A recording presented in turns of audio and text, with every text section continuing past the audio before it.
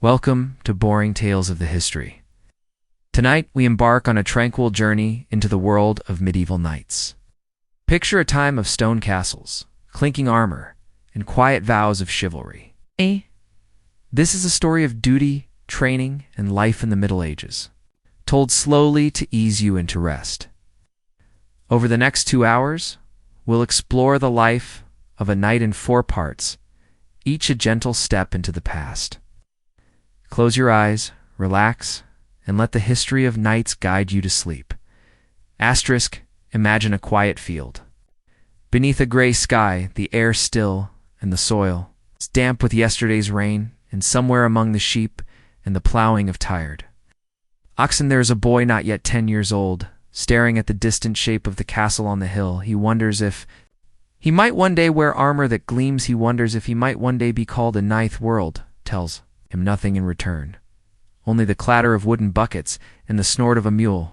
But in the back of his mind, the word chivalry is already taking root, though he does not know yet what it means. He sees the knight as a figure of light and courage and honor, a warrior who bows before queens and rides into danger not for coin but for truth. Boy is not rich. He is the son of a tenant. His hands are already calloused, his feet are rough. He sleeps beside goats in a corner of the barn when the weather turns to cruel and the wind sings of frost. He curls up beneath burlap and dreams of battles he has never seen. His father does not speak of knights. His father speaks of turnips and taxes, of debts and cold winters and missing tools. The mother sings softly while she spins wool, her voice like threads of wind through the rafters, and even she says little of lords, for in this life the nobility are distant, like stars they shine, but they do not warm you. The boy begins to train, not with steel, but with sticks. He strikes the trunks of trees. He mimics the stances of guards he once saw passing through the village. He carries buckets to strengthen his arms. He runs up hills to chase the sunset, not for speed but for silence. In solitude thinks a knight must be brave, so he stares down barking dogs and climbs trees during storms. He thinks a knight must be wise, so he listens at the doors of the priest and watches the habits of men. In the tavern, he hears stories of Saracens and saints in strange lands beyond the sea, and in every story the knight stands tall, his sword as sacred as a candle. Boy does not know that to become a knight, he must first be a page. He does not know that to be a page, he must be given away to another house, that he must scrub boots and fetch wine and hold his tongue, even when insulted. He does not know that knighthood begins in silence, begins in obedience, begins in the breaking of the self before it rises again. The invitation comes, it arrives not for him but for another, and still he waits, still he trains, still he dreams, and at last, when he is sent to a manor far away, he carries only a woolen tunic, and a hope too large for his hands. And manor is colder than the barn.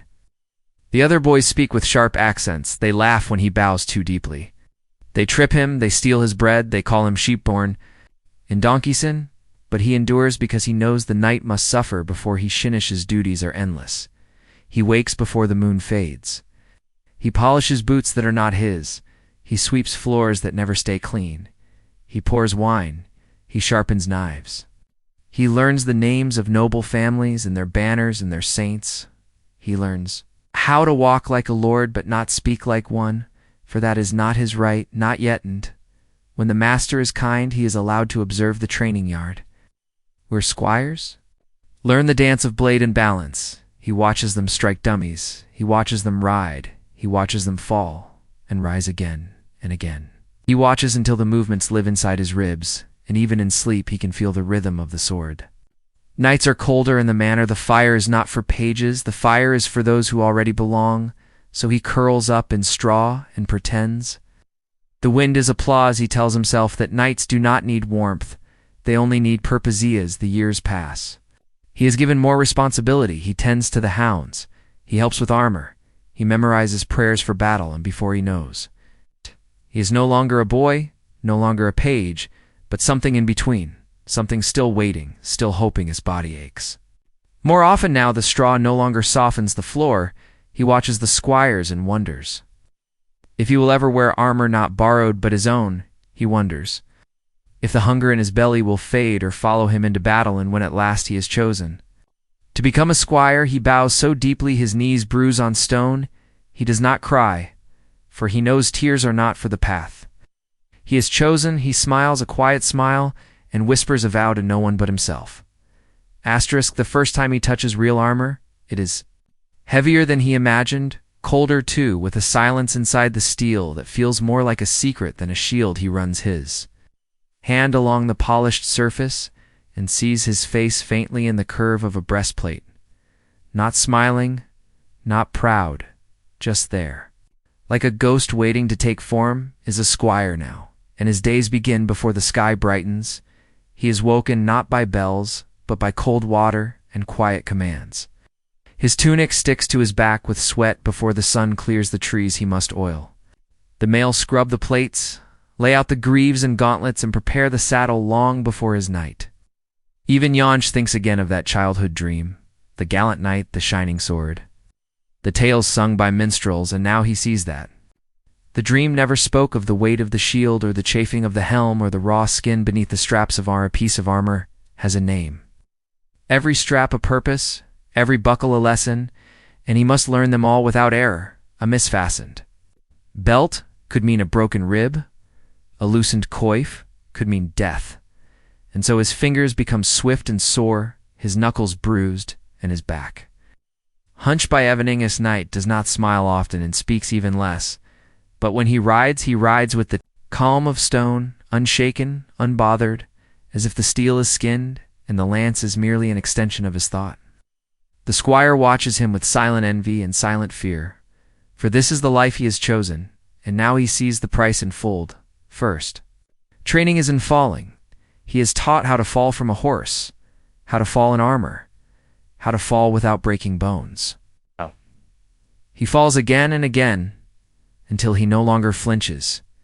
He learns to rise with breath held and pride swallowed, for a knight must fall many times before he ever wins. Sword is not given easily. It must be earned in silence and sweat.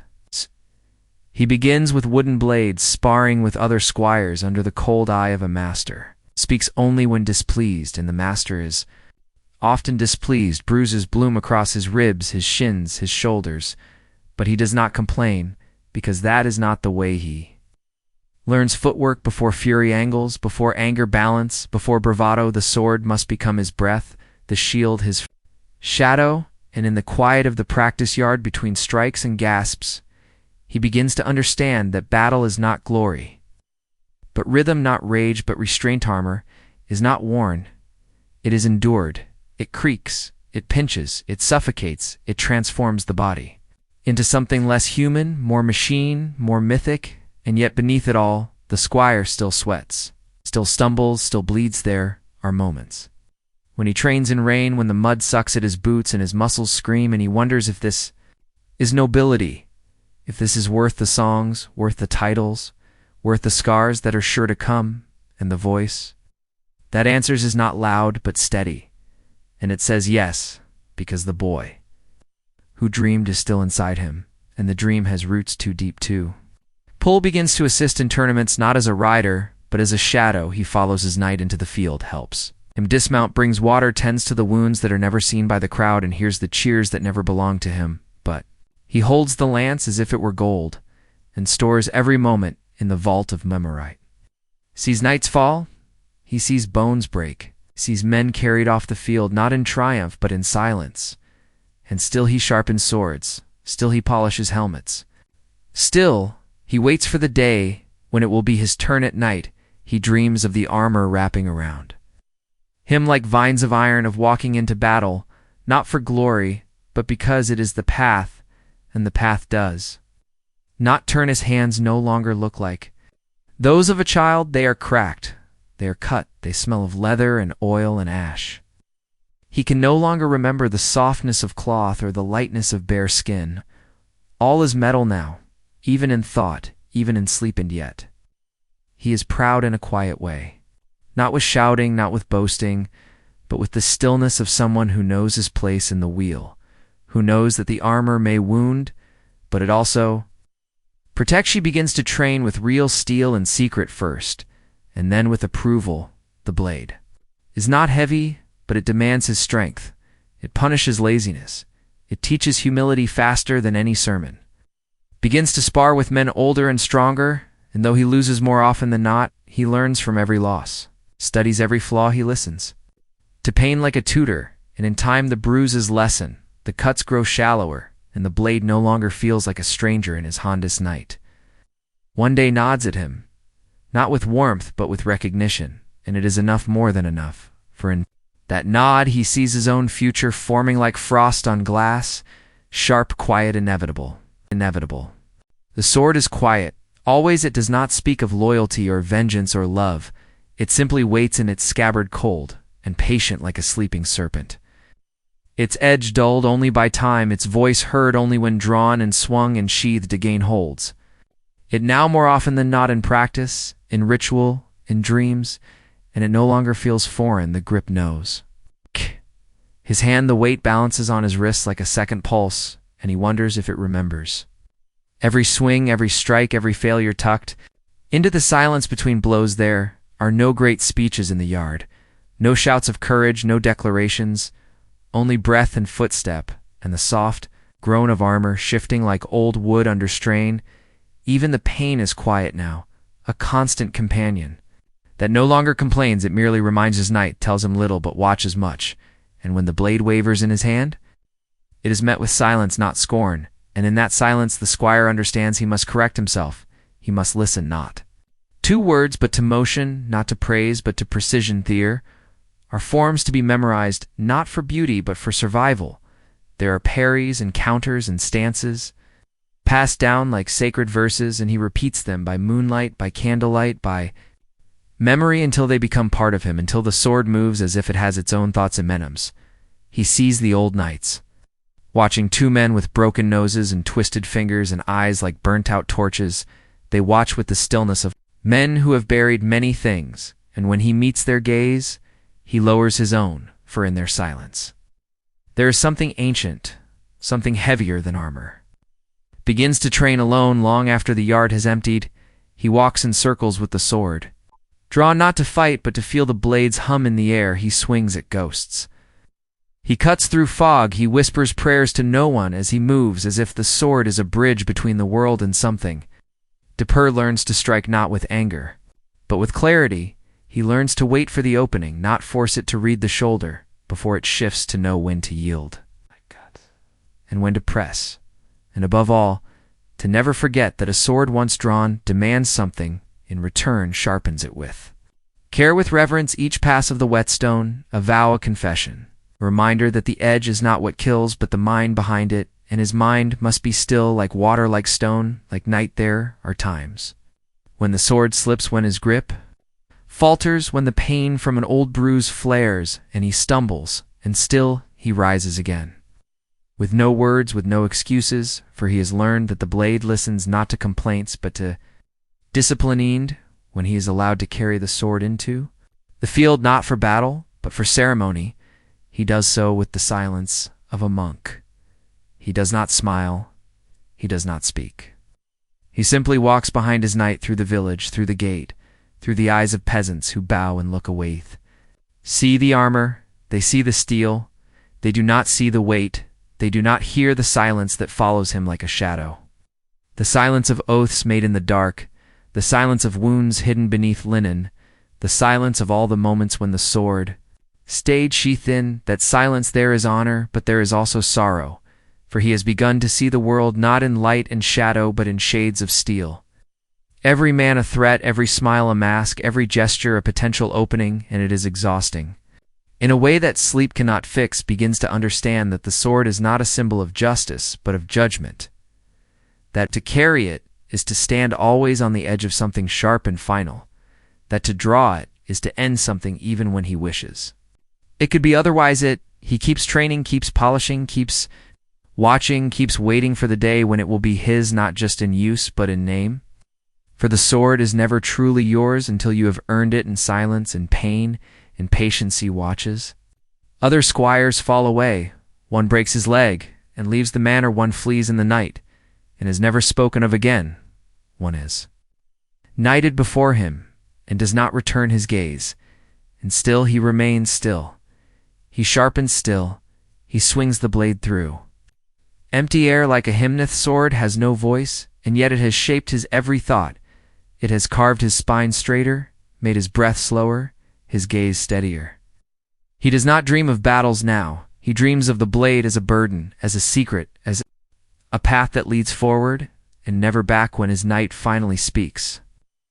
It is not with praise, but with a single command ride, and the squire obeys, because the silence has taught him that orders come without explanation that duty speaks through. Action, not through aprivalty. Ride not to war, but to escort a nobleman. And yet the sword feels heavier that day, as if it knows something he does not, and as they pass through forests, through fields, through villages, he senses every sound as if through the steel does not draw it that day, but he touches it often, one hand on the hilt, as if to remind himself that it is still there, that he is still there, and when they return, and his knight says nothing, he understands that nothing is the reward, that silence is the acknowledgement, goes to bed without speaking. He dreams of a sword resting in the grass, its blade turned toward the sky, its silence louder than any cry, and when he wakes, the grip of the sword is still etched into his palm. The night is colder than most, and the stars seem sharper than usual. The wind moves like water through the tall grass, and the candles flicker in the chapel as if they know something is about to change. The squire stands alone just outside the door, his hands trembling, not from fear, but from the weight of all he has carried in silence tonight. He will take the oath not because he asked, not because he begged, but because he endured. Because he stayed, because he never stopped waking before. Dawn and polishing steel and falling and rising and learning the rhythm of pain and purposeno, one speaks to him as he enters the hall the night. Who trained him sits in shadow, his helm resting on the bench beside him, and the priest chants softly. From a book that seems older than stone, the squire kneels not out of weakness, but because the path demands it, and he lowers his head and waits. Words come slowly like drops of water on dry earth, ancient phrases passed from mouth to mouth through centuries of blood and honor. He repeats them, one by one, voice, low voice, steady voice, barely his own. Promises to protect the weak, to defend the faith, to serve with loyalty, to live with honor, but in his heart he knows these are not the full truth. Not the whole cost, for no oath speaks of the loneliness that lingers like fog, or the night spent weeping into straw, or the fear that never quite leaves your bones. Sword is placed in his hands for the first time, not as a tool, not as a training weapon, but as a symbol of all he has become and all he must now carry, and when he rises with it, the world feels both smaller and heavier. Thee dress him in armor, not new, not polished, not fit for a tale, but real, dented, worn, and utterly his. It creaks as it settles on his shoulders, and he feels the echo of every knight who ever stood here before him, each one just as silent, just as uncertain outside. The moon waits full and pale like a witness carved in pearl, and when he steps into its light, it feels like stepping into a memory not his own, but shared by those who once believed as he now must believe. Does not speak, he only breathes and walks and holds the sword tight across his chest as if it might vanish if he lets it go. The others watch in silence, fellow squires, villagers, stable hands, even the hounds bow their heads as he passes. Trumpet sounds, no feast follows. Only a small fire by the barracks and a bowl of broth that tastes like smoke and ash. He eats alone and thinks, not of victory or glory, but of the path ahead, the long, narrow path paved with duty and shaped by silence. He remembers his childhood. The boy who stared at the castle from a muddy field, the boy who struck trees with sticks and whispered the names of saints. He wonders what that boy would say if he saw him now, if he would smile or turn away, or simply nod and walk beside him without a word. Armor is too tight in places, the mail scratches his neck, the gauntlets are stiff, the boots heavy, and yet he does not remove them. He sleeps in them that night, in full armor beneath the stars on bare earth, with no blanket, for he wants to remember how it feels to wear the weight before the world tries to take it away. Morning is slow, the world gray and quiet, the sun unsure of itself, and he wakes with a stiffness that reaches deep into his bones, but he does not groan. He does not stretch, he simply stands and begins to walk. There is no task assigned, yet he sharpens his blade tens. To his horse checks the straps on his saddle, brushes the dust from his helm, all without command, all without question. For now he is not a boy, not a squire, not a dreamer now. He is a knight, and the silence must live inside. Him meets his knight. At the edge of the field the older man says nothing, only hands him a small cloth, a strip of faded green tied like a ribbon from a distant past, and the younger knight takes it and ties it to his sword hilt, without asking what it means for meaning. Is often carried in silent sighs they ride together, not quickly, not slowly, just enough to feel the land beneath them and the wind between. Their armor and the rhythm of hooves like drums in the earth, no destination spoken, no orders given, just the two of them, and the long road ahead. Thee pass through a village where no one cheers, but all bow their heads, and he sees his reflection in the dark. Glass of a shop window, not a boy, not a servant, not a shadow, but a figure shaped by discipline and silence.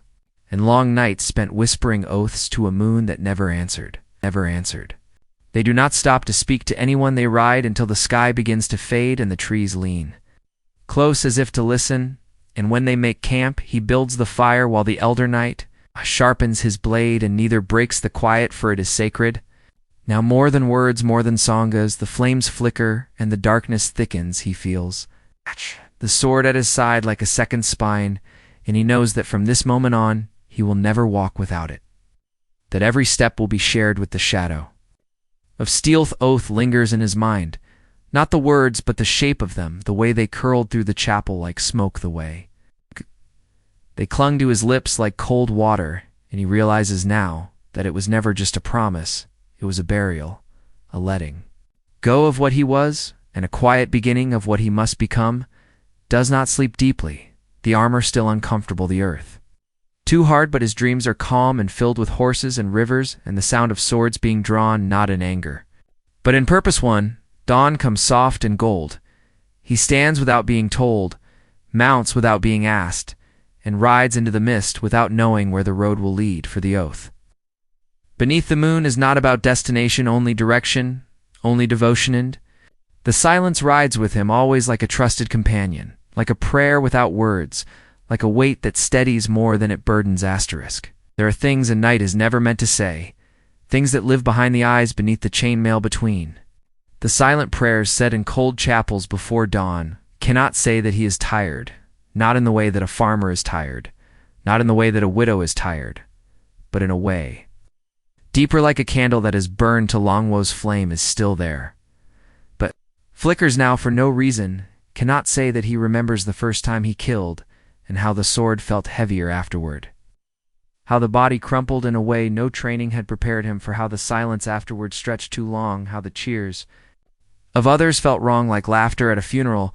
Cannot say that sometimes he rides not with pride, but with dread. The banners flap too loudly, that the polished armor reflects things he would rather forget. Each creak of the saddle leash, jolt of the horse's pace reminds him that he is not the same man who took the oath. Cannot say that he misses the barn, the smell of haith, soft cluck of chickens, the rough wool blankets, that some part of him longs for the simple hunger of a peasant's morning, because this life, this nightly life, is full of finer foods but fewer smiles.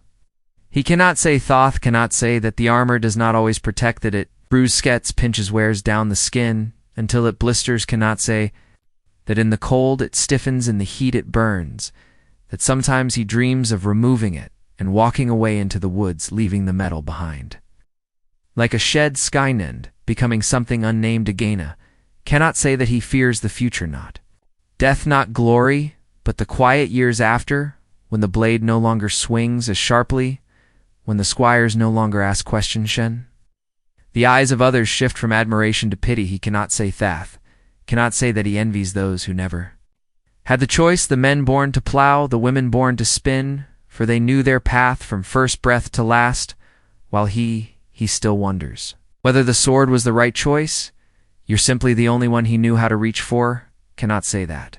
He aches in the mornings, in the saddle, in the bones, in the heart. Constant slow ache like a bell tolling in the distance. Heard but not seen, he cannot say.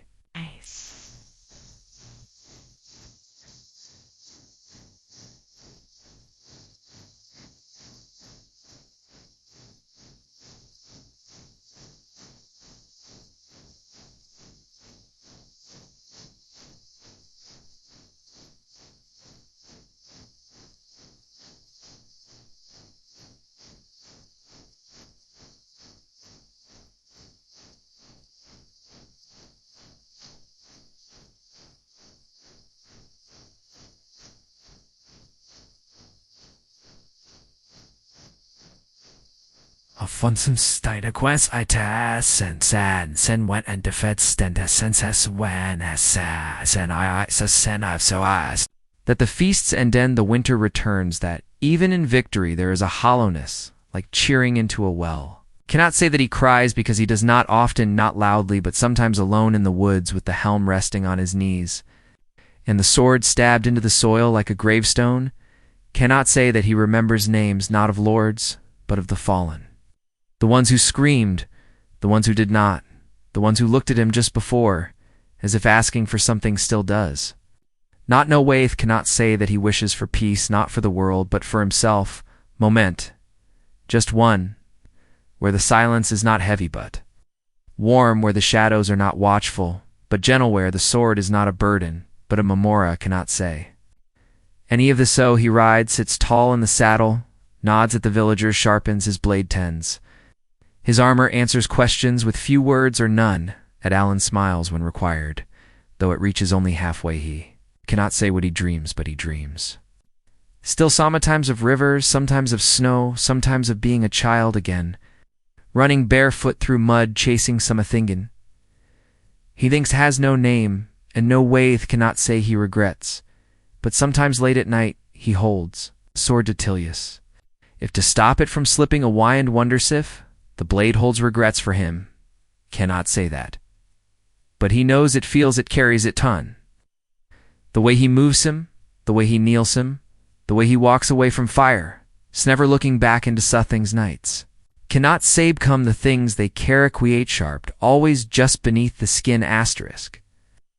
The day begins not with trumpet or bell, but with the slow groan of aching joints, the quiet shiver of cold armor, and the soft hiss of breath drawn through clenched teeth. The night wakes before the sun, as he always has, as he always will, for the sword does not care for sleep, and the saddle waits with no kind.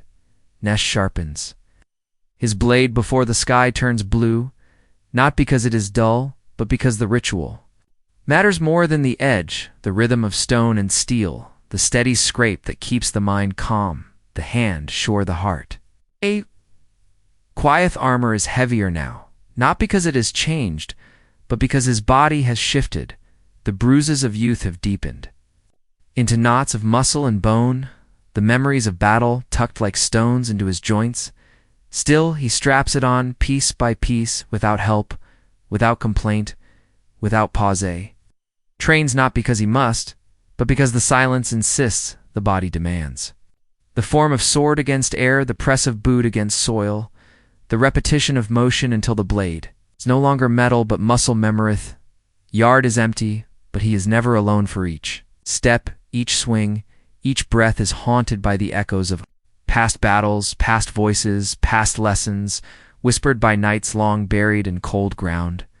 Runs the old drill slow and precise, each movement a thread in a pattern he has repeated for years. He knows how to parry without thinking, how to twist and turn and strike, how to fall without fear and rise without sound. Training never ends, not because he has not learned enough, but because forgetting is always waiting just behind. Fatigue just behind, pride just behind the illusion of mastery, and he knows that one lazy moment could cost him more than painth wooden post. He strikes as splintered and stained from years of silent conversations with Steelit. Does not fight back, but it teaches all the same. It shows when his timing is off, when his wrist weakens, when his breath falters, and he listens more carefully than he would to any Lord Hiss horse waits at the edge of the yard eyes. Watching ears twitching, they are partners in silence, both shaped by discipline, both forged by patience. The night brushes her mane with calloused fingers, not gently, not harshly, simply with respect. Thee mounts and rides in circles. Not for speed, but for control, feeling every shift in weight, every whisper of the reins, every pulse of muscle beneath him. The horse knows the rhythm, too. She carries the memory of marches, of charges, of retreats, of long days without water and longer nights without sleep. Tugger. They ride across the field, the grass slick with morning dew, the wind cool, the sun still. Hiding behind the trees, and in this movement, there is no audience, no applause, only the still presence of the land and the ghosts. It holds rides not to reach a destination, but to remember how it feels to move with purpose, how it feels to be one with the beast beneath him, how it feels to let the armor breathe in the silence, stretch long and wide like a prayer without words. And when he returns, he trains again, not with blade but with shield, learning once more how to absorb not just the force of blows but the weight of fear, the echo of impact, the strange silence that follows the thud of steel on wood hiss.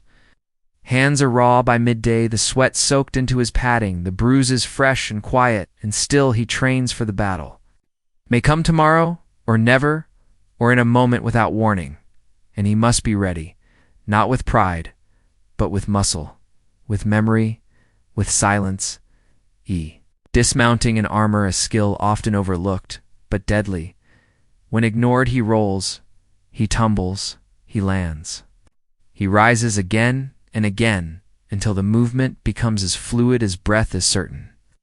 As dusk teaches the squires too, when asked but speaks little, he corrects with gesture, with a nod or a shake of the head, for the sword does not teach with words. And neither does he. They learn or they do not. But either way they see him train, and they understand the lesson of in the old knight trains. Though his back is bent, though his legs no longer move swiftly, though his strikes lack force, for he knows that the body may weaken, but the discipline must not, that the mind must be sharpened like the blade until the last breath end when dusk settles. He trains once more, this time in shadow where the light is strange and the world is quiet. He walks, with the sword drawn not to strike, but to feel its presence in the dark, to learn how it moves when the eyes cannot guide him, to listen to the silence that surrounds the steel. Breathes with the rhythm of the blade, not quickly, not slowly, just enough to match the movement to the moment, just enough to keep the fear from settling too deeply into his chest, for fear is a teacher too, and tonight he listens. He does not count the hours, he does not mark the seasons, he only trains because it is what he knows, because it is what keeps him whole, because when the sword is silent and the world is dark, the body still remembers the shape of survival training. Never ends because the war never truly ends.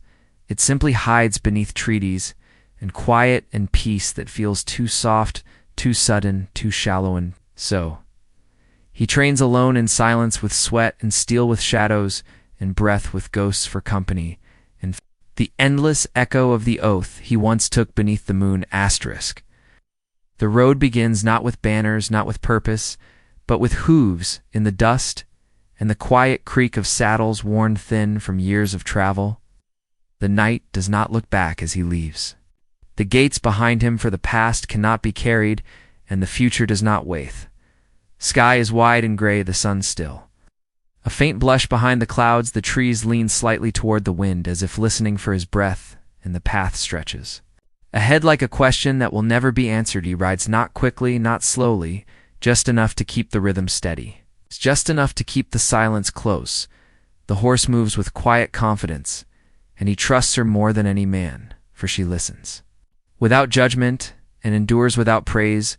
Each road has taught him many things. It has taught him that silence is heavier when shared, that danger comes from corners, not shadows, that the worst battles are sometimes fought with words and glances.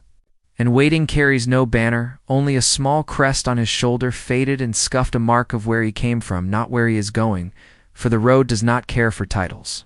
It cares only for what walks upon it, and whether it will return. Has walked this road before in parts and pieces. In memory he has seen its winter face sharp and white, he has seen its spring voice soft with mud and bloom.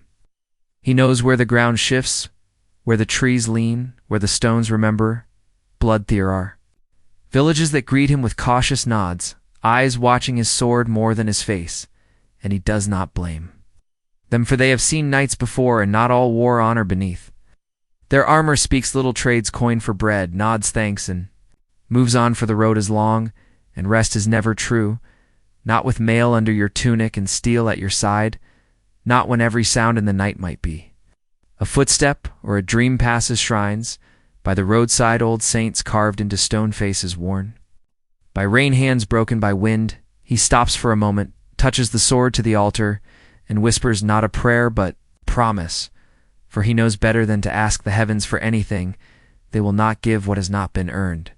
At night he sleeps with one hand on the hilt, the horse tethered close, the fire low enough to warm but not reveal, and he dreams of nothing, only a soft echo like water dripping into stone. A feeling, not a vision there, are roads where bandits wait, and he knows them not by sight but by silence. The birds stop singing, the wind forgets how to move, and the stillness thickens like wet wool. He slows his pace, lets them see him fully, the armor, the blade, the steady gaze, and often that is inebit, not always. And when they come, when the shadows move like men, when the steel glints in their hands, he does not hesitate, he does not speak. He draws the sword and moves as he trained in the yard, in the field, in the dark. He moves with the memory of every fall, every bruise, every whisper from the old knight who taught him, fight ends. Quickly as most do, not with shouts or songs, but with the wet sound of breath leaving the chest, the quiet thud of bodies meeting earth, the silence that follows after the blood has cooled, and he cleans the blade with a scrap of cloth and does not look at their faceti, buries them if there is time, if the soil is soft. The night is not near, not out of pity, not out of guilt, but because even those who sought to kill him deserve rest, and because burying them gives him something to do with his hands. Road moves on, and so does he, past rivers that whisper through reeds, past hills that hold old stones where armies once stood, past forests that watch with green eyes and say nothing, and he listens to the world for signs, not of danger but of change. Samid meets another night, not by plan but by path, to men in armor crossing like ghosts, like shadows, like mirrors, and they nod to each other, a slow, silent nod. That says more than any greeting. It says, you two, you still walk, you still carry Itend. Then they pass without word, for the road does not allow company for long. It gives, and it takes, and it leads each rider to his own end, and remembers the stories told in the hall, the songs sung by firelight of brave knights, riding into glory, into legend, into love. But the road has never sung to him. It is only hummed low and steady, a song of stone and dust and endurance, and yet he does not turn back, for he knows that what waits on the road is not always battle, not always fear. Sometimes it is understanding, sometimes it is stillness, sometimes it is stillness. It is a child waving from a window, a hand pressed to the glass like a blessing hand that is enough keeps. Riding even when the sky turns dark, even when the road narrows, even when the storm threatens, for the path is his now, not chosen, but accepted in what waits. Ahead is not fate, but the sum of every quiet choice he has ever made when he stops for the night once more, and removes the helm, and looks at the stars. He feels no triumph, no sadness, only a steady breath, only the shape of the silence he has come to know as home. The armor does not change. It is still the same cold steel, same buckles, same leather straps, same silent weight that once made him proud and strong.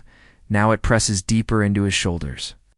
Now it rests differently upon his spine. Now it feels less like protection and more like burden. At first he thought it was just age, thought perhaps he was weaker than before, thought the aches were only echoes of old battles, but in time he understood the truth. The armor grows heavier, not with time, but with memory. Dent, a name. Each scratch a moment, each stain a story.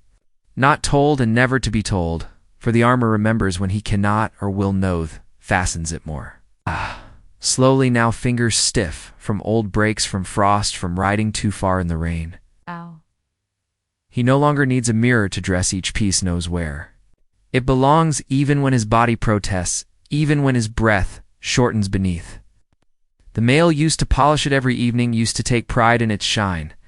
Now he lets the dust settle just a little, lets the gleam dull like the edge of a sword knot, meant to be drawn every day, for the shine does not matter to the dead, and it never fooled the living one. He walks, it sings a different song, the soft clang, no longer bright, but dragging like chains, like bells tolling at a distant funeral, not for one man, but for all the men he has been and left behind. Young knights look at him differently now, some with respect, some with pity, some with hunger in their eyes, as they imagine wearing his place, wearing his years, wearing his weight. But they Do not know, not yet he sees them train, sees their movements quick and sharp and full of pride, and he remembers being like that, remembers believing. The armor made him invincible, remembers thinking that pain was proof of progress, and now he knows. Pain is just pain, and the armor cannot stop it. Only hide it, only delay it, only press it deeper into the skin, where it lingers long after the blade has. Pasidi keeps riding because stopping feels wrong, feels like rust, feels like surrender, and even though each day the saddle cuts harder into his thighs, each night the bruises bloom a little darker. He does not stop, he does not complain, he simply endures, because that is what knights do. Begins to dream more often not of battle, not of horses, not even of the road, but of water, of lakes, of deep quiet places, where the armor is gone, where the weight is gone, where he walks. Barefoot through grass, without purpose, without sword, without name, but every morning the armor waits, and he does not resent it, he simply accepts it. He straps it on and nods once to the world as if to say, I am still here, I am still walking. I am still bearing what I chose to carry. The armor creaks more than it used to, groans like old wood in winter, and sometimes he wonders if it too is tired, if it too dreams of being left beside a river to rest and rust and forget. No longer draws his sword quickly, no longer moves to action without thought. He watches more, waits more, speaks less, and when he does act, it is precise, it is quiet, it is final, for the armor has taught him that movement is costly, and breath is sacred, and nothing should be wasted. Eats little, drinks less, and sleeps only when his body gives no choice. His bed is the earth, his pillow is thought, and the sky is the only thing that does not press down upon Hymond. Still the armor grows heavier, not in the shoulders, not in the knees, not even in the spine, but somewhere deeper, somewhere beneath the ribs, where sorrow lives in time. Nestles in silence thicken. Sometimes he passes a stream and sees his reflection. Not a knight, not a warrior, not a man, but a shape wrapped in metal and shadow, a figure that could be anyone, or no one at Allen. Sometimes in the villages they do not look at him with awe anymore. They look with worry, with curiosity, with a kind of quiet fear, as if they know that whatever he has seen, whatever he carries, is not something that can be spoken of in sunlight. Children still wave, sometimes still ask if he has fought dragons, still want to touch the sword, but he no longer smiles, simply nods, and rides on. For he has no answers for them, and perhaps he never did. Still remembers his first set of armor, how it shone, how it felt like becoming.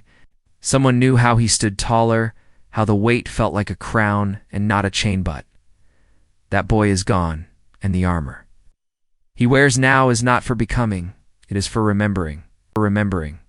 Remembering every face, every cry, every fall, every time he was too slow, or too soon, or too late, and still he wears it because that is what was asked, because that is what was sworn.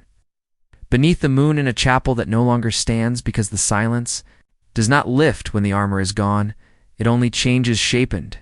He knows now that one day the armor will fall from him, not in battle, not in flight, but in stillness, and when it does, it will not mourn him, it will not mark him, it will simply wait for the next man to wear. I tend, that is the final lesson the armor teaches, not how to fight, not how to serve, not how to survive. How to carry without breaking, how to carry without forgetting, how to carry until there is nothing left. To carry but the silence itself, asterisk, the winter does not arrive all at once, it creeps in through the seams of the world, through the cracks in the stones, in the folds in the cloth, through the silence that stretches longer each morning before the frost begins to crack beneath the hoofs. Night feels it first in his breath, in the way it curls like smoke and lingers too long in the way. His joints whisper with warning before the cold even speaks. Road hardens beneath him, the earth no longer soft or forgiving, but brittle, sharp, echoing each step like glass underfoot. The horse moves slower, ears pin nostrils, steaming eyes scanning shadows that now stretch longer than light. The sky does not brighten, only shifts from dark to gray, and the sun, when it appears, is pale and tired, like a coin buried too long in ash, wraps himself tighter layers of wool beneath layers of steel, but still the cold finds Him finds his fingers through the cracks in his gloves, finds his breath through. The slit in his helm finds the ache in his bones and settles there like a second silence his sword. Grows colder to the touch, colder than memory, colder than the stones in the graveyard.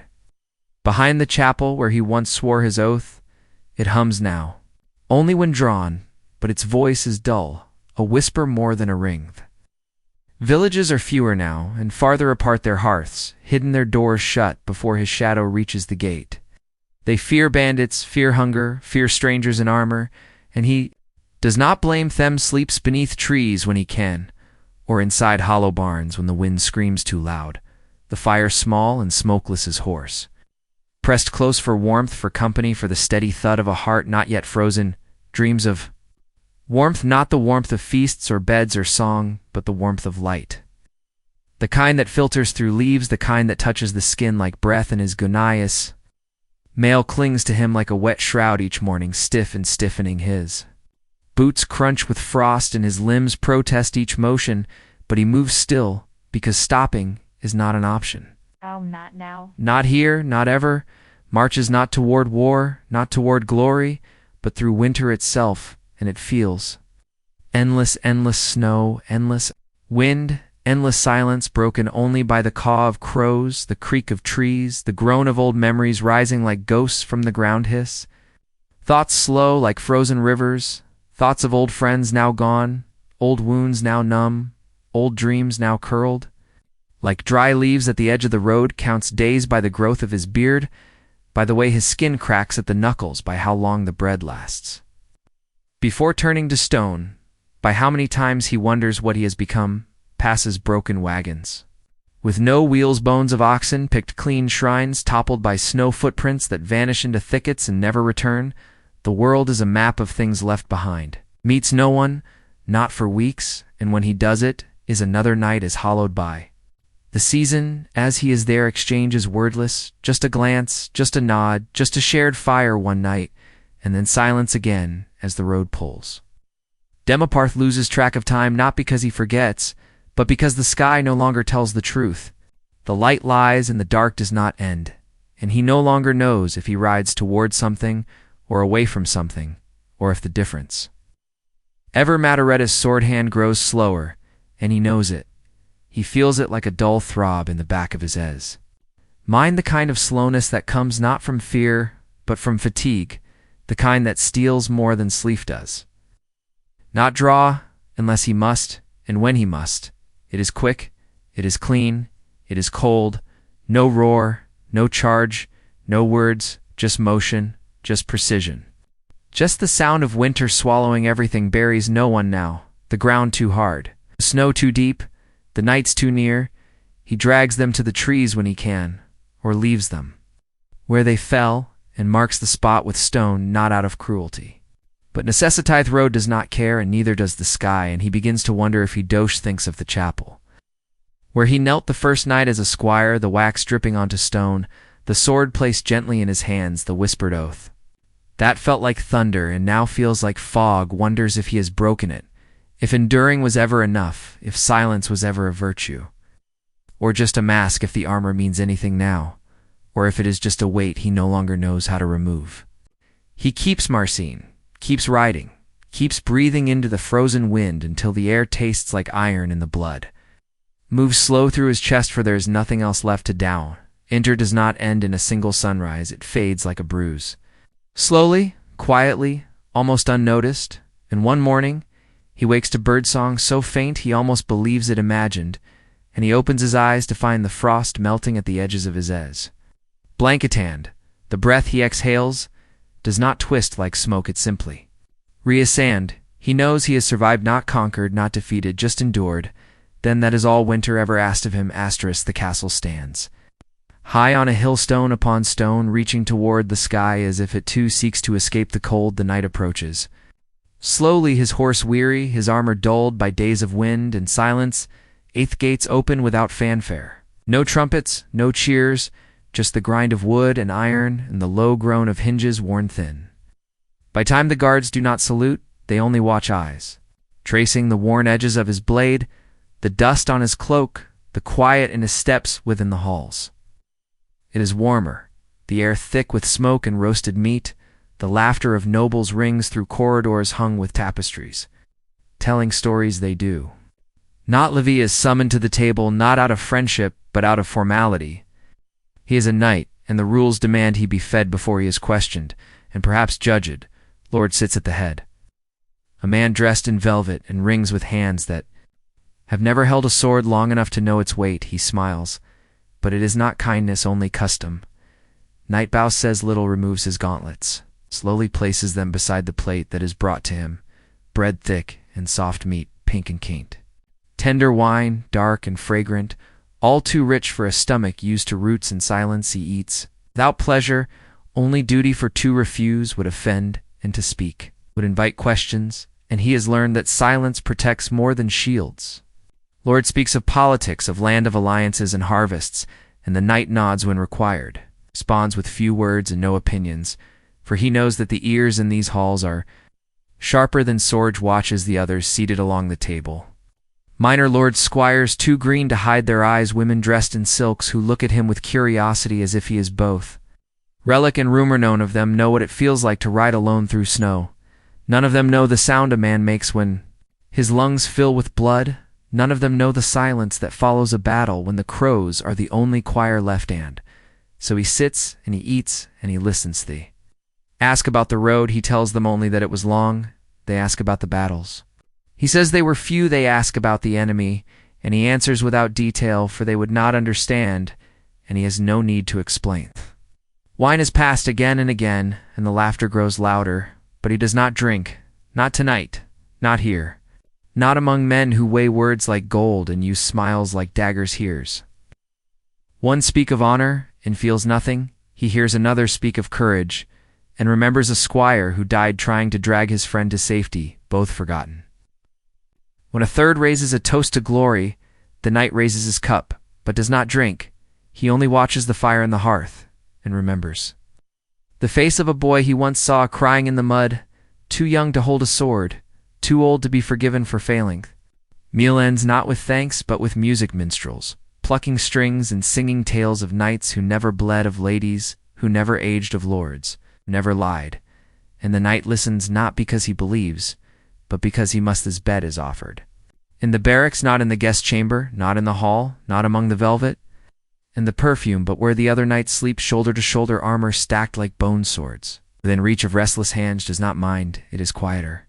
There are fewer eyes, fewer masks, fewer voices trying to wrap around his throat. As he removes his armor, he hears the other knights laugh over dice. One sings softly in a tongue he does not know. One sleeps already with his helm beside his head, like a pillow, lies down and closes his eyes and breathes sand, dreams of nothing. For the table of the Lord offers food but not rest, offers warmth but not peace, offers light but not truth. Truth waits elsewhere, cold in the dark, in the weight of a blade, drawn in silence in the moments no one sings about. The banners are hung high, gold and crimson, fluttering in still air. The tables set in rows, groaning beneath the weight of silver plates, of roasted birds, of sugared fruit, of bread still warm from ovens buried in stone. Knight stands at the edge of the hall, his armor cleaned for the occasion, though the rust clings in corners and the dents refuse to vanish. His face is bare, but his eyes are guarded, for this is not a gathering of warriors. This is a theater. Music plays, not wild, not joyful, but soft like silk over cold skin. The lords and ladies arrive in pairs, their clothes brighter than stained glass, their words dipped in honey and barbed like thorns, their laughter echoing too loud and too wide a space. He is called forward, his name spoken with practiced ease by a herald who does not know its meaning, who does not know the road it was carried down, the blood it has tasted, the silence it wears like a cloak bows, not too deep, not too slow, just enough to keep the mask in place. The Lord nods. The lady beside him smiles. Though it does not touch her eyes, she offers him a seat, 2 places down from the throne where the firelight flickers against his steel. Sits and watches and waits.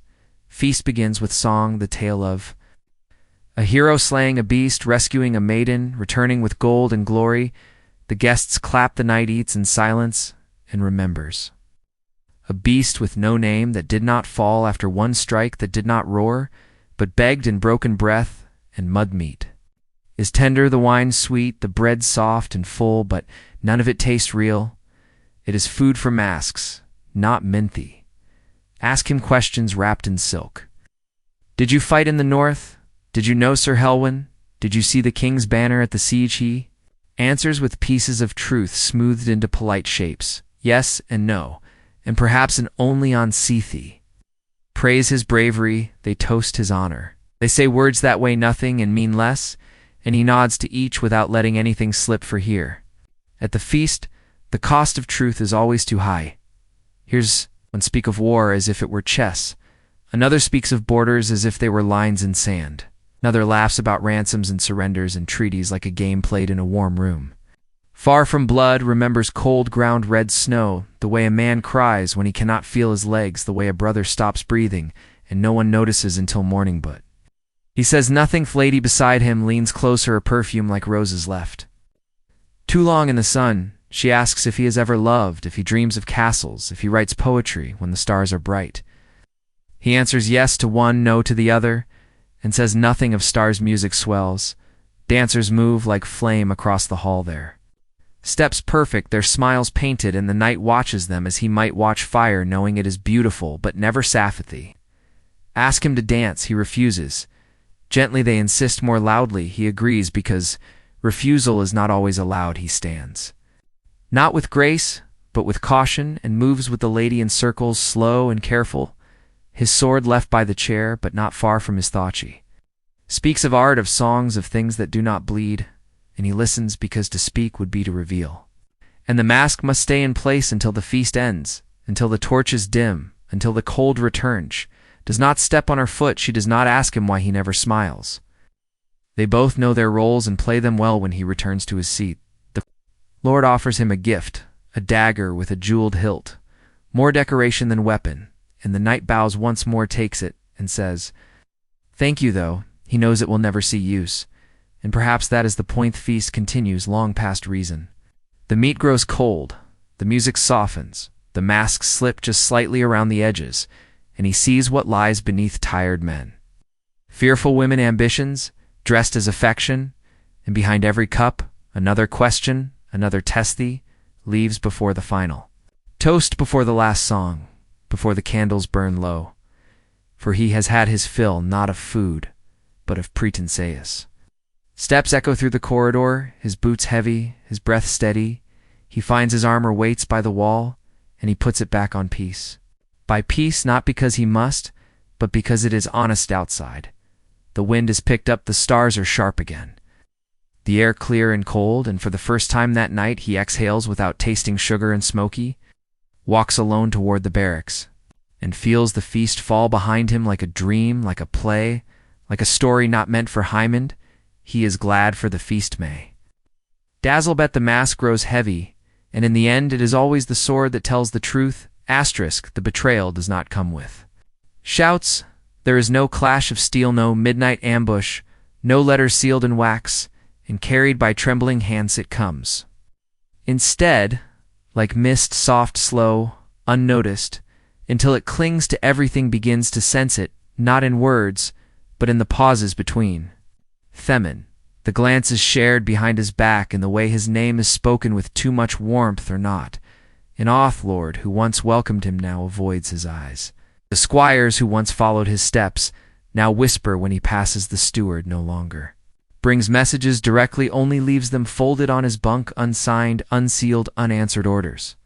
Grow vague, confusing, a posting to a tower far from the road, a patrol that leads nowhere, a request to escort a man whose name no one seems to know. Obeys because that is the oath, but he listens because that is the instinct. The men around him shift like whether loyal today, silent tomorrow, and he marks. There changes not with anger, but with the same calm he uses to track wolves in snow knows. The signs he has seen it before in other castles, other halls, the slow turning of the wheel when power shifts, when alliances grow cold. When your presence is no longer useful, only remembered, the betrayal is not loud, but it is deep, it sinks beneath. The armor into the skin, into the breath, into the quiet tone night, he is told the Lord wishes to speak, but when he arrives the hall is empty. The fire low, the doors open to wind, and he understands not in fear, but in stillness he is not to be killed. Only forgotten, not cast out, but misplaced like a blade, left on a shelf still sharp but unwanted. Next morning, his duties are reassigned, his name removed from the patrol board, his room given to another, younger, louder, unscarred. He is not dismissed, only ignored, and that is the wound he straps on his armor. As always, polishes his sword, saddles his horse. No farewell is offered. Wow. None is asked for. He rides out through the same gates he once entered with pride, and no one watches him go except the stable boy who says nothing, only lifts one hand, and then turns back to his chores. He rides without direction. Not toward battle, not toward peace, but away from a place where his silence was no longer useful, where his scars were no longer noble. Only inconvenient the betrayal is not in what they did, but in what they did not do. No one thanked him. No one looked him in the eyes. No one said, "We no longer need you." They simply forgot or pretended to. And as he rides, he feels something new, not rage, not sorrow, but a space opening within him where loyalty once lived. He does not break. He does not weep. He does not curse their names. He only rides because the betrayal, for all its quiet, for all its weight, has freed him. The road is his again. Without banner, without order, without mask, and in that there is a kind of truth, a kind of cold, clear truth.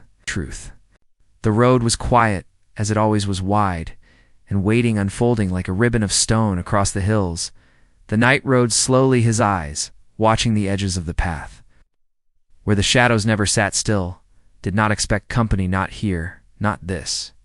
Far from castle or town, but company came not with trumpets, not with dust, just the sound of footsteps one at a time, soft but certain. Stranger was on foot, who'd drawn cloak heavy with dust and time. No weapon, no shield, no crest, only silence. Silenceth. Knight slowed, not in fear, not in welcome, just in recognition of something familiar, something unspoken, like the moment before a stormed stranger.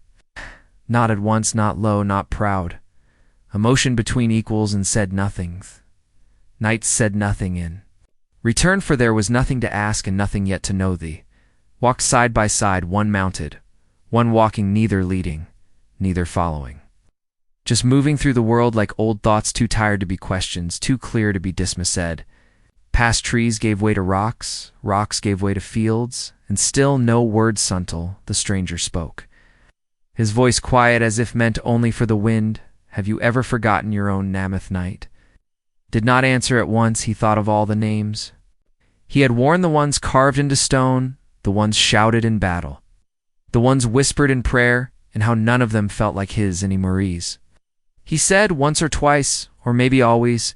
Stranger nodded, as if that was what he expected, and said nothing.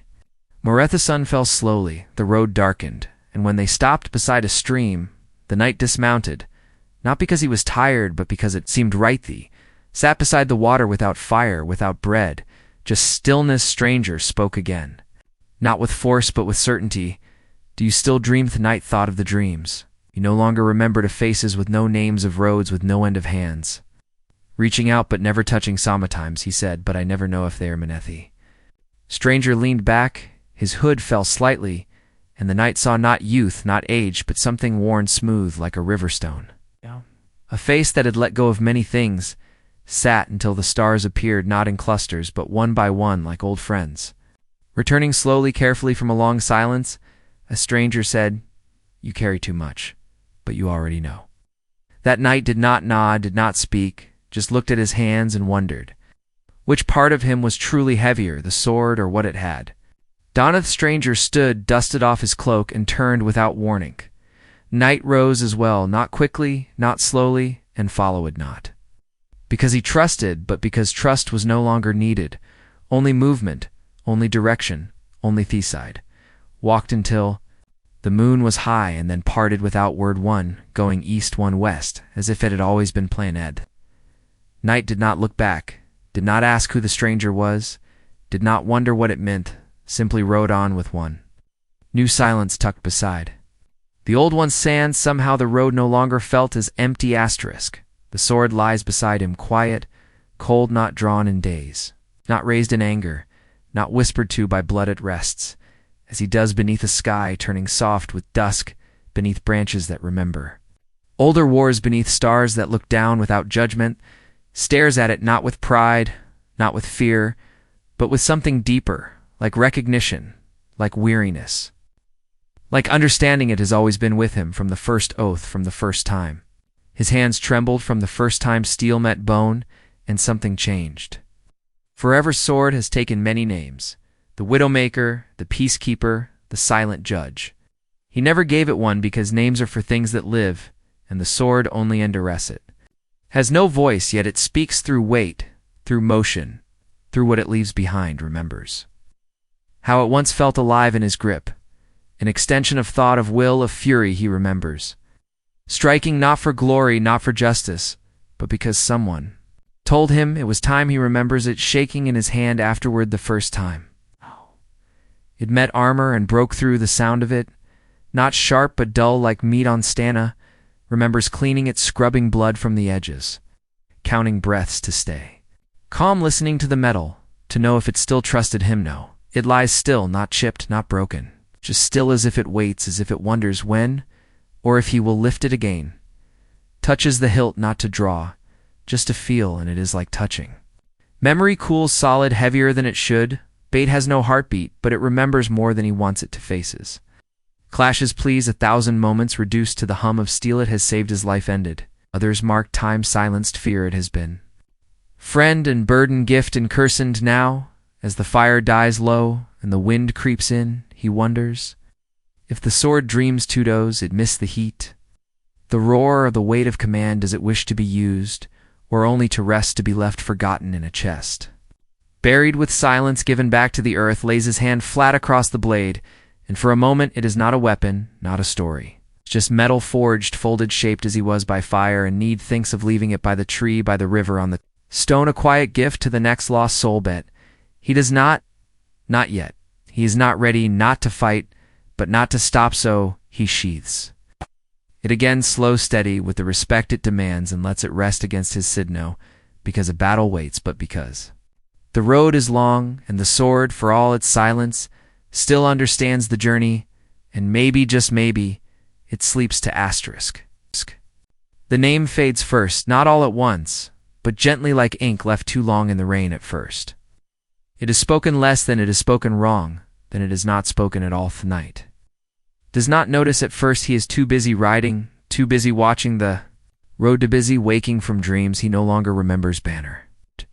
He once carried is gone, torn or lost or folded away by someone who no longer remembers what it stood for. He does not replace it. He does not need it, for the wind knows who he is. And the silence still walks beside him. He rides through villages that once knew his face, but the children there do not point, do not wave, do not ask. If he fought dragons, they look and look away, and he understands. She people remember stories not. Men, they remember the battles, but not the bruises. They remember the victories, but not the nights. When he slept beneath broken trees, when the cold made his teeth ache, when he dreamed of nothing but warmth, night hears songs sometimes sung by fire, songs of brave men, and golden swords of quests, and honor, and kings. He listens and hears none of himself in them. His deeds rewritten, or missing, or given to other sand. Still he does not speak, passes a stone once carved with his name at the edge of a village where he bled for strangers. The carving is worn now, the name softened by moss. A bird has built a nest in the hollow beneath. Eth does not stop. He only nods once to the stone, as if to say, "You did your part now, rest in the halls." Of lords' name is a footnote spoken only when needed, when politics demand a tale, when a speech must end with a toast to forgotten honor and the memories of squires. He is a shadow, a shape, a rumor. He trained them, he taught them. They remember the lessons, not the man, and he is not bitter knows now that the night is not meant to be remembered, not in full, not in name. Only in shape, only in the hush that follows a long march, only in the way another warrior sharpens his blade in silence. Night sleeps less now, eats less, speaks less. He does not need to be heard. He only needs to move, to ride, to be where he is needed, even if no one knows he is there. On day he helps a farmer push a cart from the mud, the farmer does not ask his name, only thanks him. And the knight nods once, then moves want, mends a roof for a widow whose son died in a border skirmish. She gives him soup and a blanket, but no questions, and he is grateful, sits beside a sick child while her mother rests the child. Does not ask who he is, only takes his hand and sleeps this, he thinks. This is an auto-serve even without witness to help, even without glory to carry, even when no one remembers. Why comes to a lake when he saw as a boy, when his armor still shone? When his name was still, Newick sits by the edge, removes the sword, places it beside him, lets his hands touch the water, cool and clear, soft as breathe. Watches the reflection ripple, not sharp, not strong, just stillin'. He knows the forgetting is not punishment, it is piacito. Be forgotten means the war is over, means the walls have not fallen, means the land is healed without Hymond, so he stays a while longer than usual. Lets the wind settle, lets the birds speak, lets the silence deepen, then he stands, lifts the sword, and carries it once Marina, to be remembered, not to be named, but because the road still runs in, he is still walking asterisk. There is a field somewhere, no map marks it, no road leads to it, it waits beyond the hills, beyond the forests, beyond the last command given, and the last order obeyed.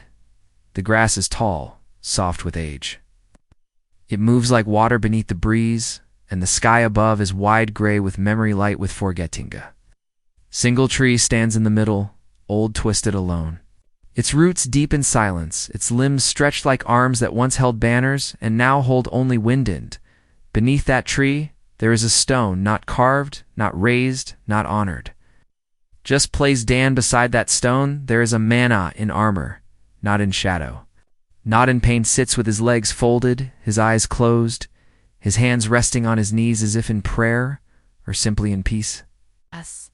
Sword lies across his lap, clean, quiet, still. It has not been drawn in years, perhaps longer, perhaps never again. It breathes with the wind slow, measured, as if he has learned at last that stillness is not weakness, and rest is not failure. The birds sing without fear, the deer pass without pause, and the world for once does not ask anything of him, has walked all the paths, carried all the weight, worn all the names, and now he wears Nanino.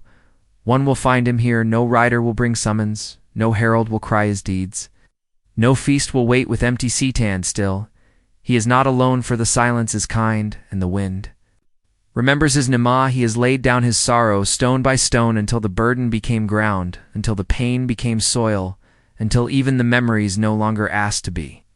Told is not gone, only Restigna, lost only quieth, has given all and taken nothing, and in this he has found what all knights seek, but few ever hold peace.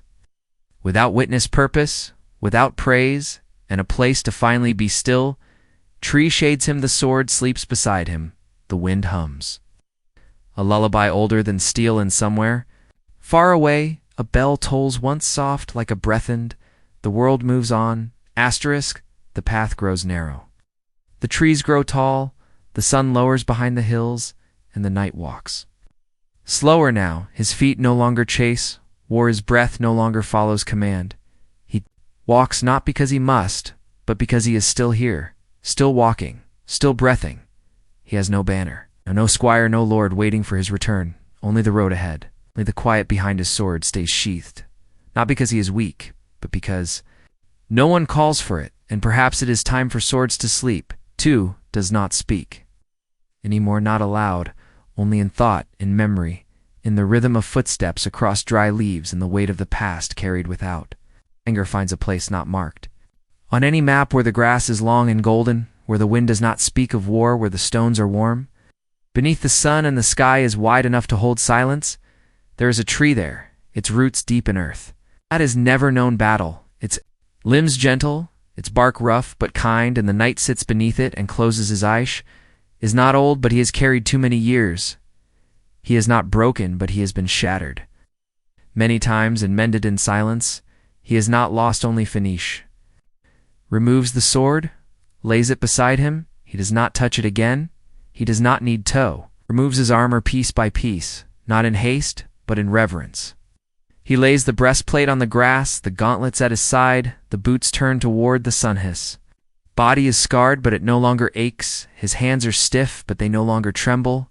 His heart is quiet, and that is enough.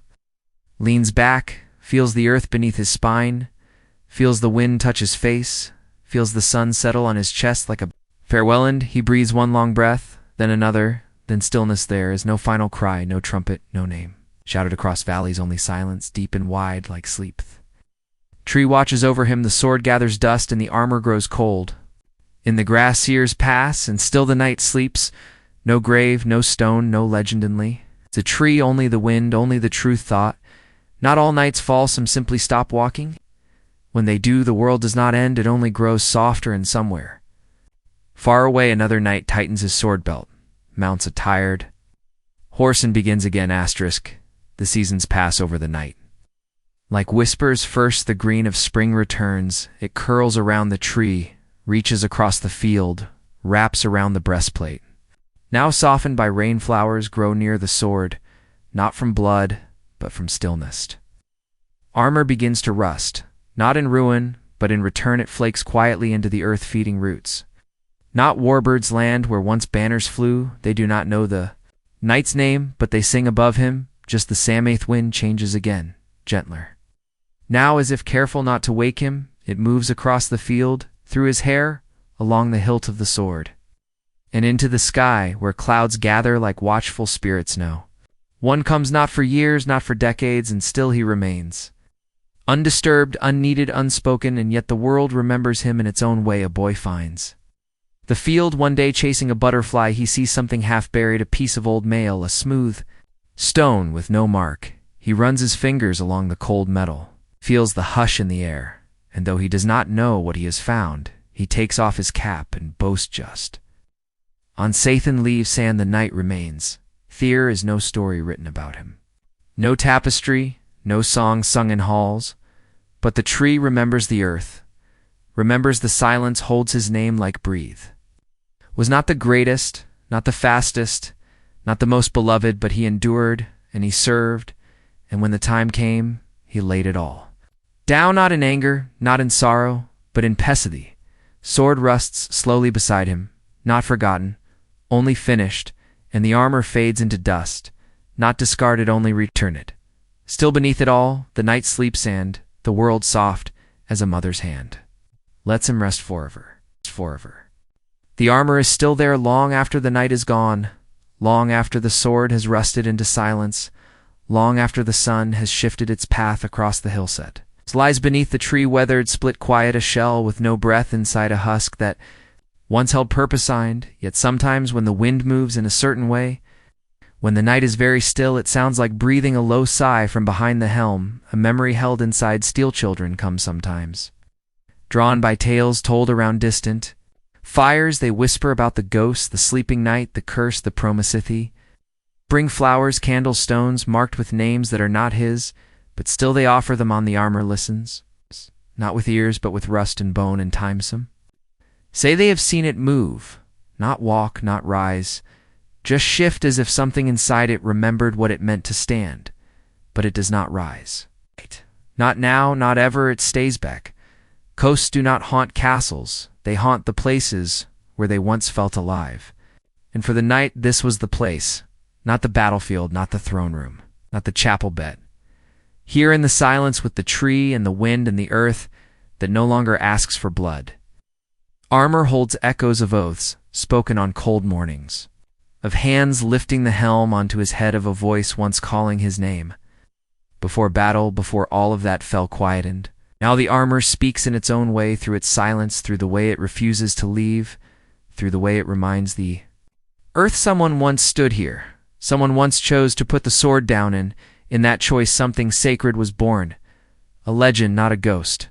Just peace layered slow like moss over iron, long before the night, long before the banners rose, long before the cries of war echoed in the valleys. There was only the fire and the man who fed it.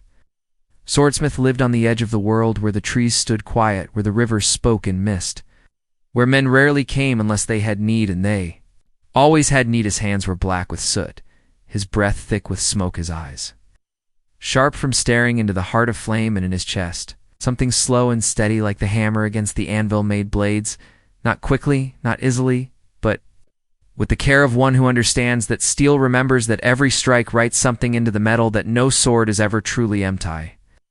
Did not name his swords, others did.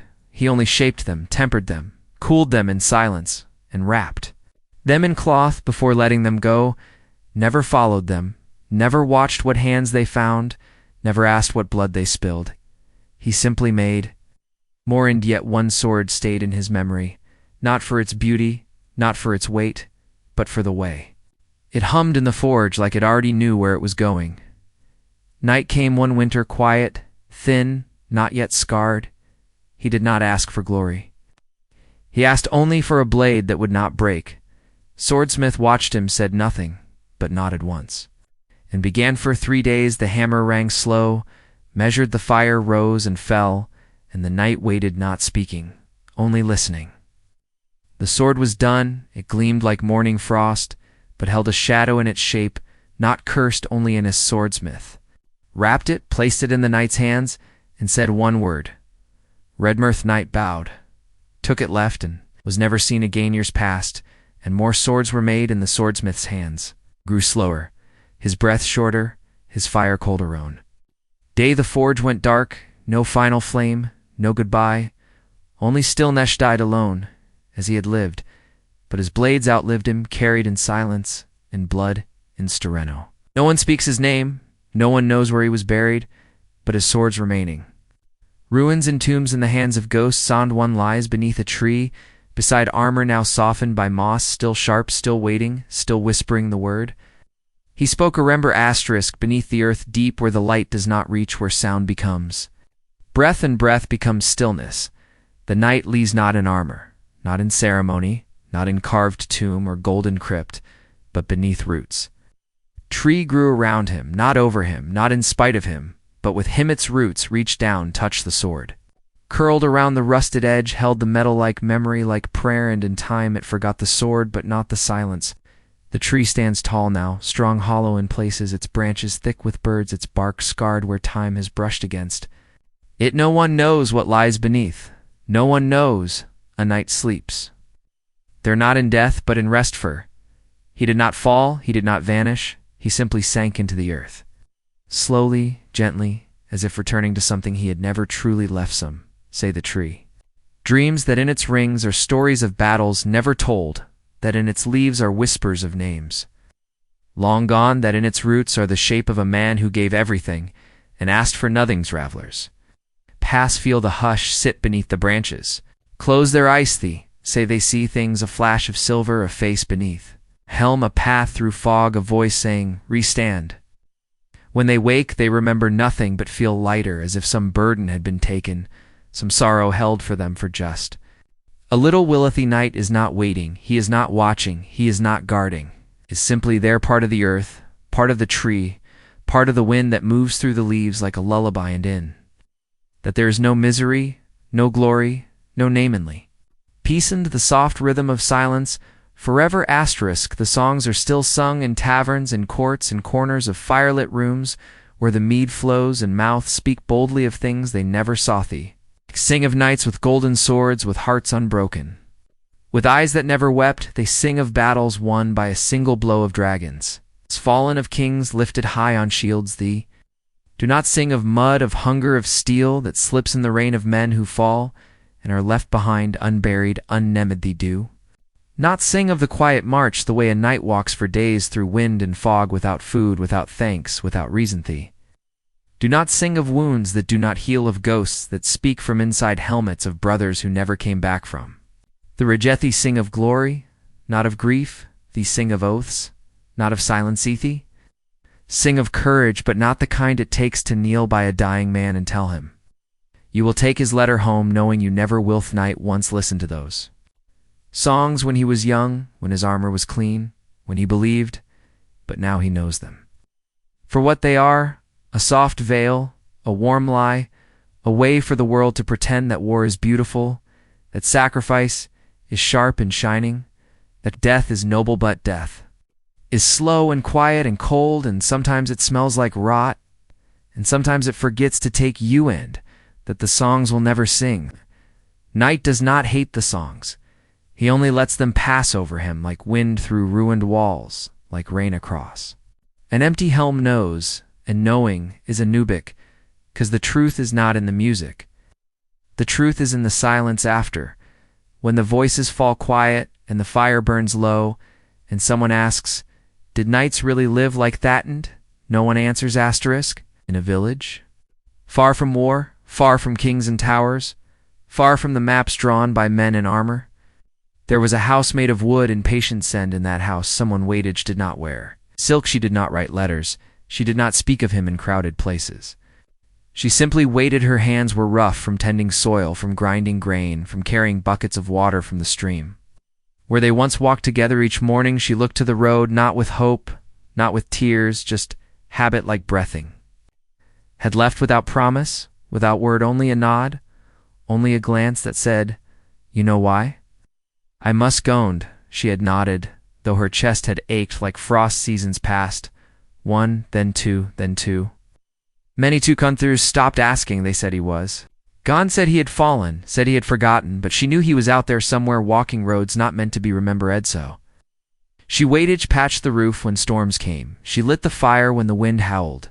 She carved his name into the tables small, quiet where no one else would, signed every year on the day he left. She placed a stone on the windowsill, one for every year of silence. The sill was full now, overflowing a garden of waiting. Some nights when the wind changed, she swore. She could hear armor not clanging, just shifting like someone had stopped at the edge of the road and thought of Homesh, dreamed of him sometimes with a sword, sometimes with flowers, sometimes with no face at Albert, always walking, always alone. Always silent. She grew older as houses do, as candles do, as waiting dusher. Hands became slower, her back curved, but still each morning she looked to the road. And one day she did not risk. The village buried her with care. They placed a simple stone. They spoke of her kindness, but not her waiting.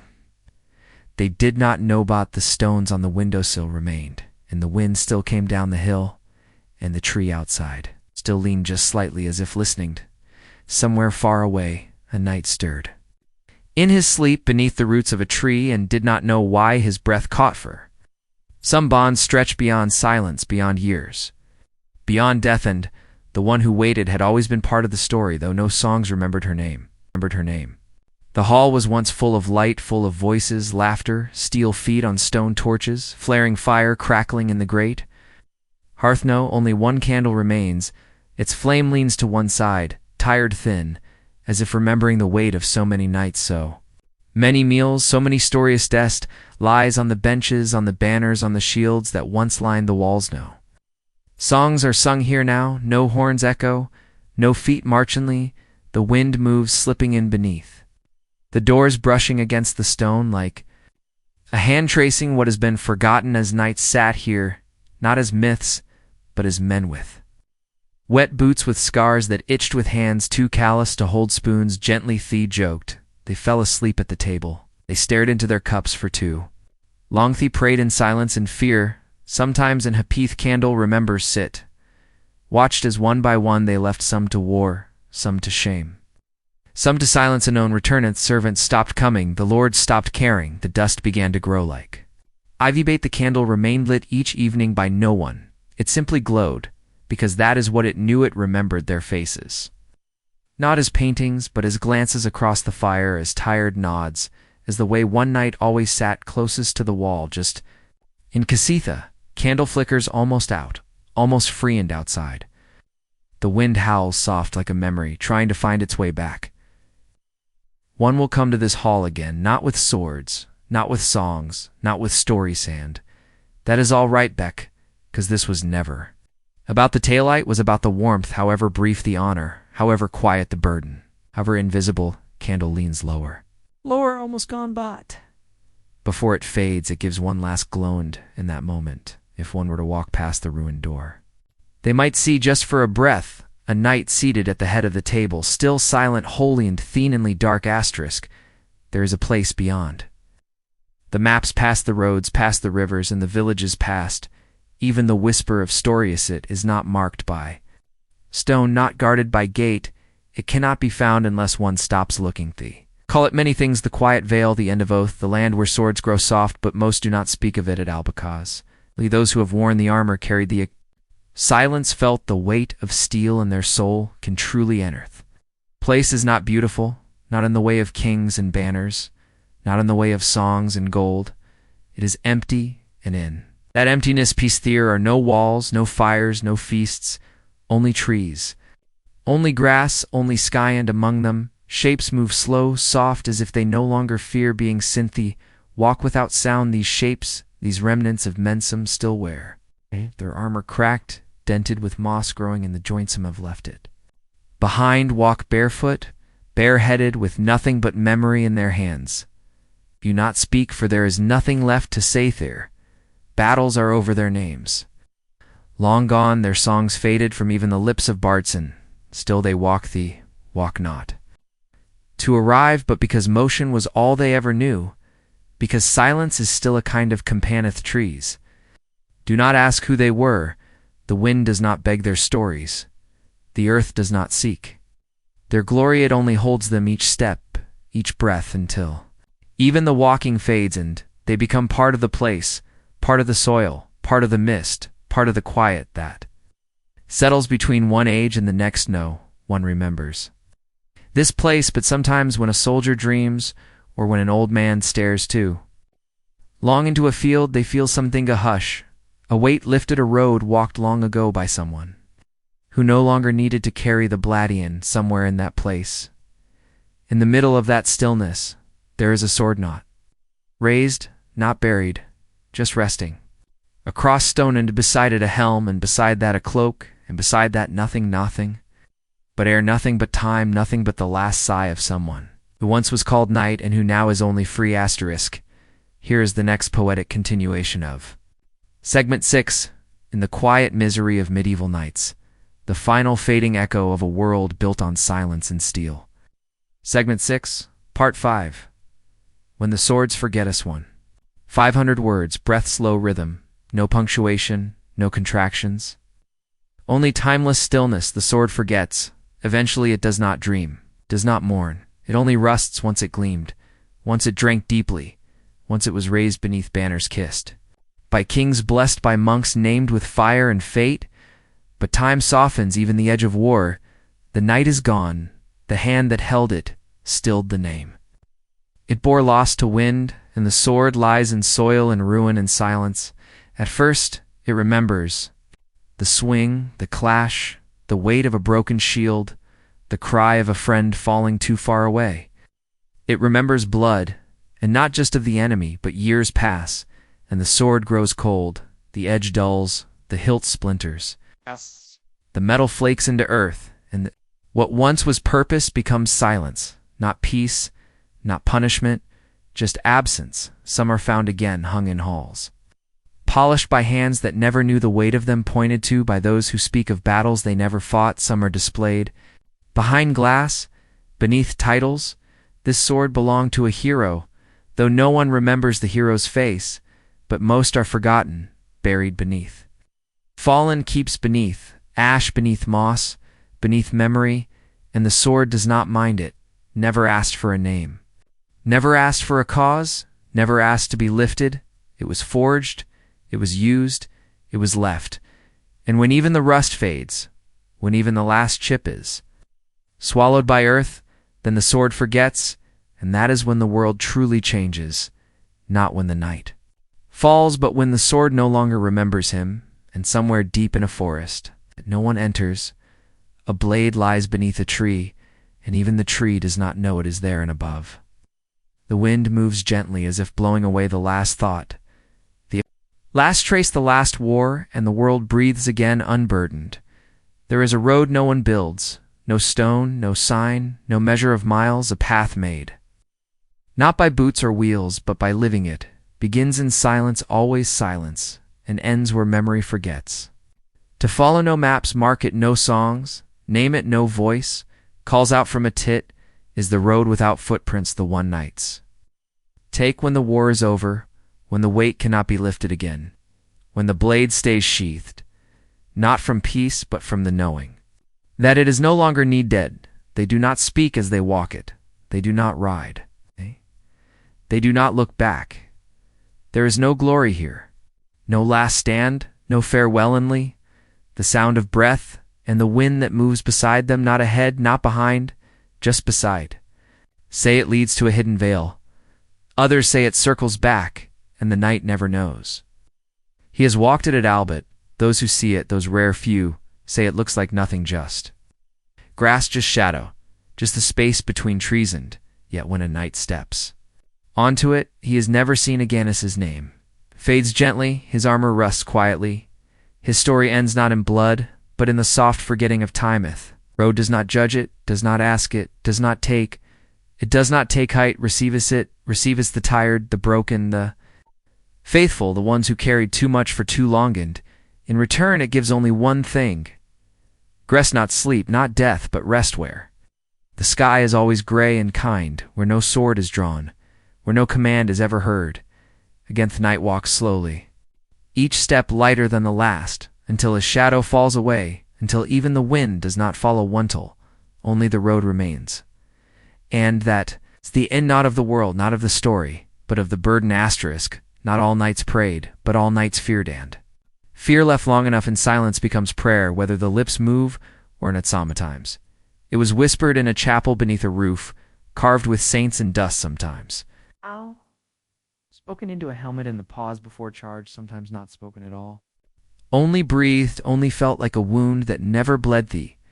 Prayed for strength, for forgiveness, for a death with meaning for the lives they had taken and the ones they failed to save.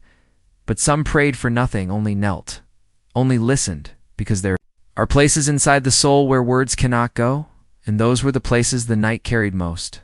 And no confessor, no candle, no relic to touch, only the memory of a chapel long ruined, a voice once heard and never forgotten. When he could no longer speak, when his throat had grown dry from dust, he prayed in motion and breath, in the way he gave his crust of bread to a child in the way he lifted a fallen mule from a ditch, in the way he watched the sun fall without asking for another dawn. It was not penance, it was not hope, it was just the habit of a man who once believed in something and could not let go of the shape of that belief, even when the name had faded. Past a broken shrine, once stones scattered a saint's face, weathered into blankness, and still he bowed his head and stayed. A while echoes, something still lived there, not the god, but the quietant. That was enough. Some prayers are not quests, not praises, not songsome, are just silence held between the ribs.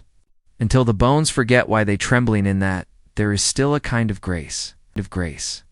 He should have died many times. He remembers almost each breath that felt like the last, each wound that stayed open just long enough, each fall that ended not in stillness but in waking. Never asked to survive, never wished to endure, but the world would not let him go. His shield broke, his horse fell, his friends disappeared into smoke, but still he stood, not from strength, not from courage, just from the simple truth that something in him refused to stop, in time that refusal became a Corsia. Walked through battlefields where no bird sang. He passed towns where no one knew his name. He saw the stone markers of men younger than him, stronger than him, better than him, who now rested while he remained. His joints ached, his memory blurred, his blade dulled and still. Each morning he rose and whispered he had made a bargain. Others that he had no soul to surrender, but the truth was smaller, quieter, had once knelt at an altar as a young man before. He was a knight before the weight of steel became normal, and he had said one thing, let me serve until I am no longer needed, and now no one had told him he could stop, so he did know. Became a wanderer, not a hero, not a ghost, just a shadow that passed between seasons, a name that never stayed in the mouth long enough to be remembered.